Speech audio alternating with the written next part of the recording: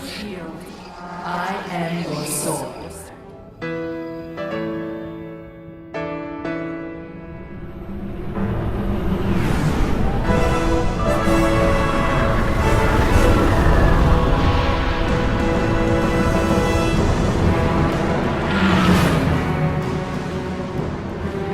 To find out what the essence of something is, you need to look at where it came from, how it was conceived, what made it to be the thing that everyone knows and loves it for, in what stage was the thing in when it was at its most popular state.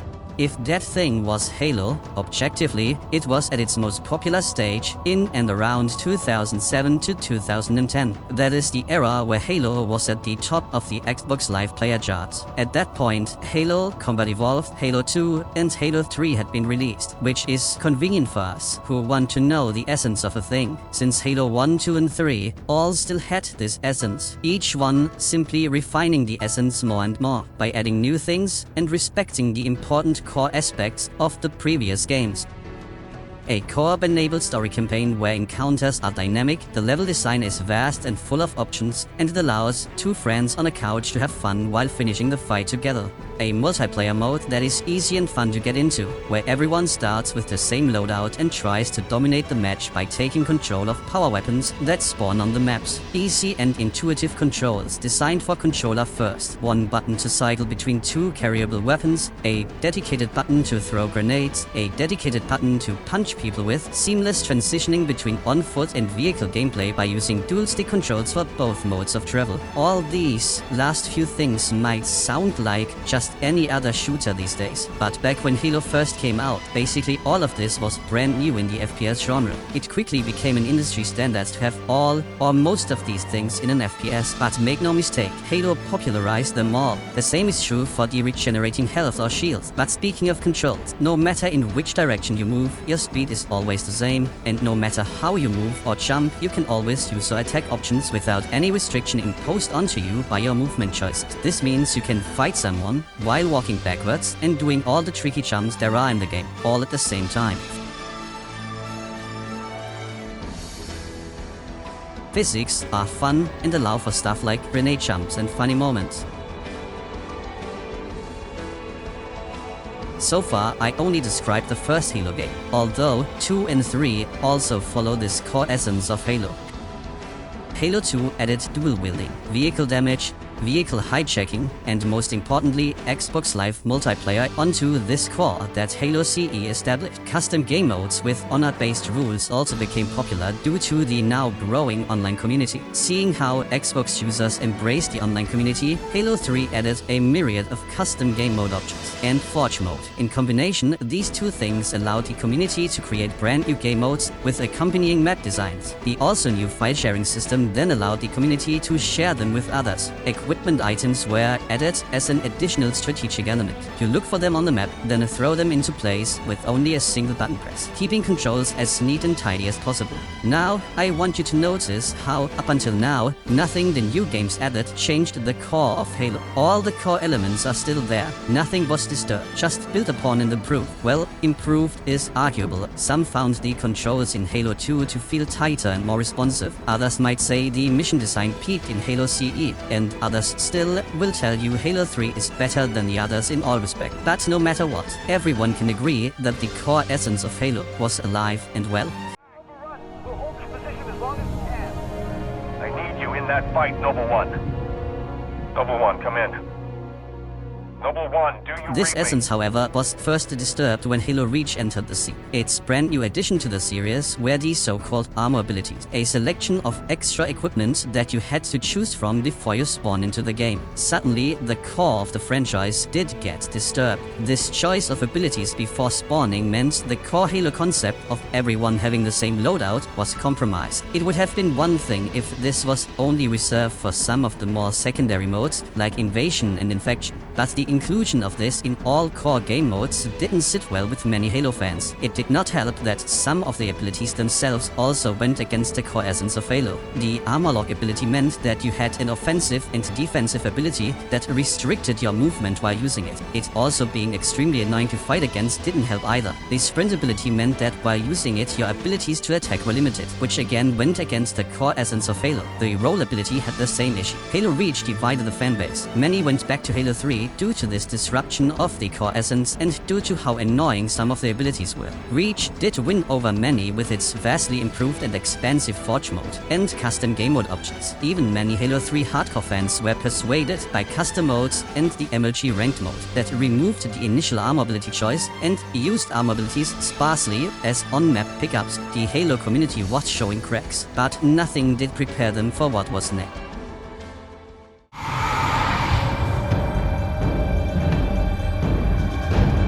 Bungie left Microsoft, so Microsoft built a brand new studio, specifically for Halo.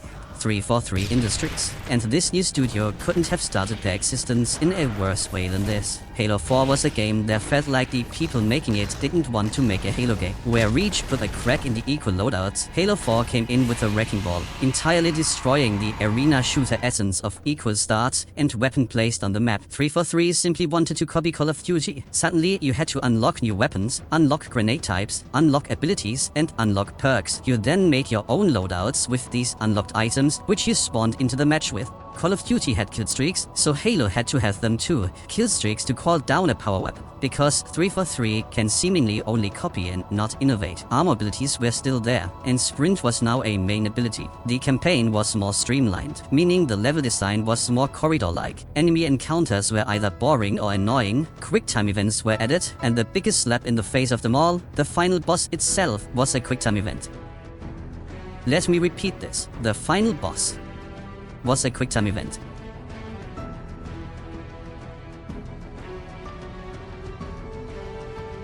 The Forge mode was barely expanded. The custom game modes were more restrictive than in Reach, to the point where it was impossible to recreate some modes like Infection. Infection was later added as a specific mode and was worse in every way compared to the version in Halo Reach.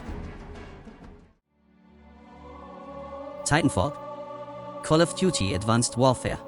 Jetpacks, thrusters, hovering in the air. This was the new and short-lived trend at the time of Halo 5's release, and as we have seen with Halo 4, 343 likes to just copy other games. Halo 5 was initially announced with the promise of bringing back equal starts, no loadouts or armor ability choices anymore. This was an announcement many cheered on, of course, but then it quickly became clear that the trend chasing isn't over. You still had sprint because Call of Duty had it. Now you also had aiming down sights with all guns because Call of Duty had it. You had thrusters and hovering because Call of Duty had it. You now had vaulting, which was called Clamber in-game because Call of Duty had it. Another ability that destroys the essence of the omnidirectional and attack uninhibiting movement further. These abilities, called Spartan abilities, also included a ground pound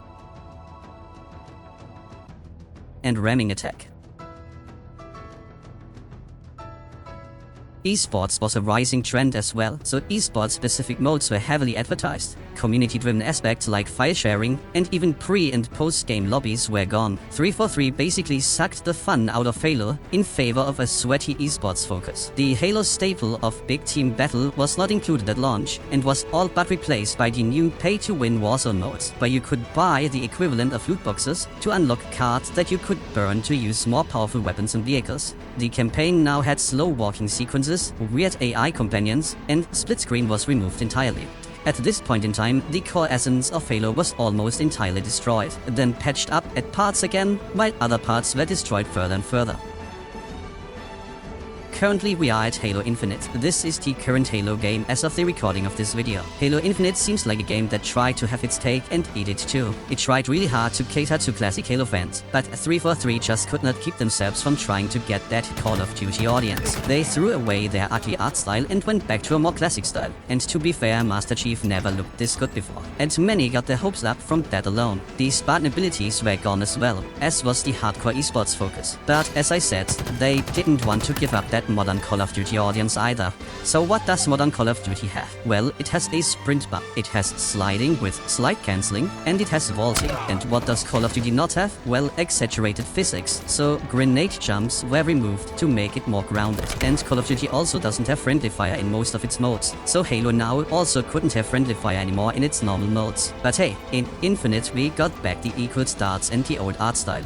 And even the Halo 3 equipment, at least at face value. You see, in Halo 3, each equipment item was designed to be something that affects everyone in the match equally. Throw a bubble shield and that shield will block all shots. Throw down a shield absorber and everyone's shield will be absorbed. Yours, your team's, and your enemies. The same is true if you throw a health regenerator. All of it affects everyone around it the same way. In Infinite, this isn't the case. Infinite has personal use equipment, like one-way shields, sonar, or a grappling hook.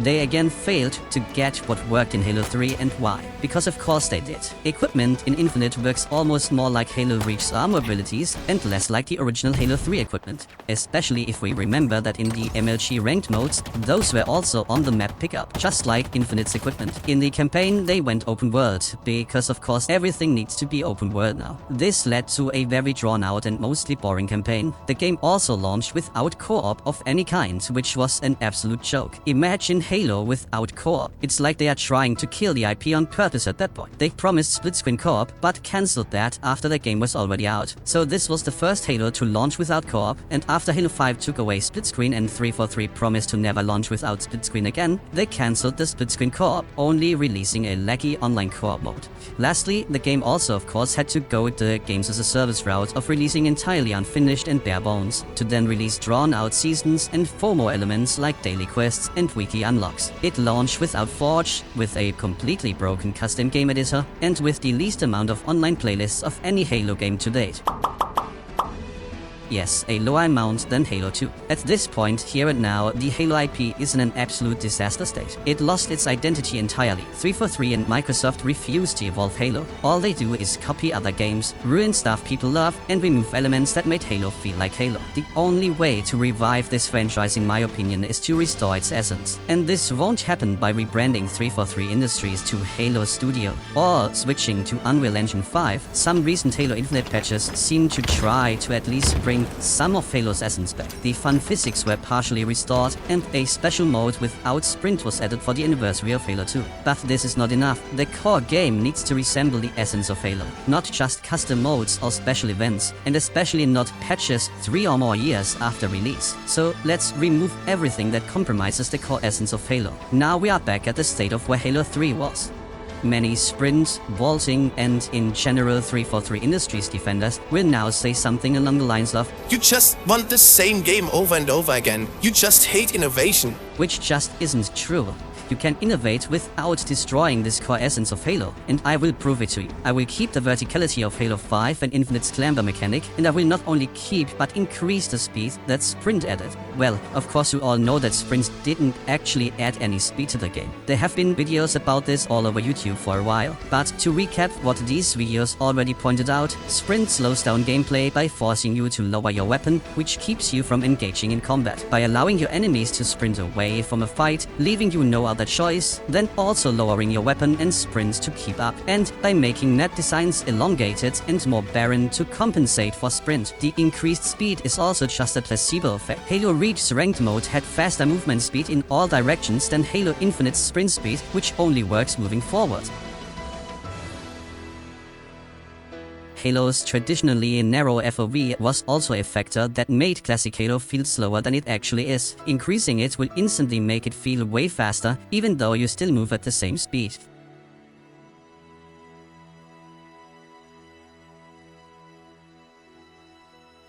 Clamber has many of the same issues that Sprint has. It forces you to turn around to do certain jumps, keeping you again from engaging in combat. It forces you into an animation, which lowers your weapon, and the animation itself is just slow and cumbersome. I will replace both Clamber and Sprint with a single button input and ability. And it's not even a new ability either. This ability is...